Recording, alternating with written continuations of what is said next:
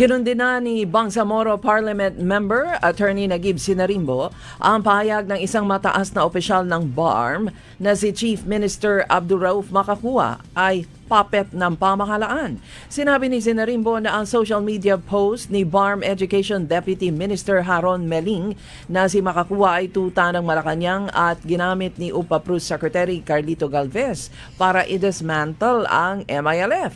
Hindi lamang ito nakakabahala dahil Deputy Minister ng MBHT si Meling, kundi ito ay naglalayong sirain ang pangalan at reputasyon ng Chief Minister.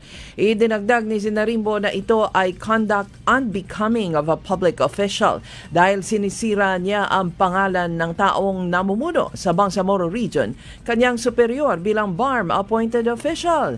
Hiling niya sa iba pang mga opisyal ng BARM na magdalawang isip sa kanilang mga pahayag at isipin palagi ang kapakanan ng bawat Bangsamoro at hindi ang sarili.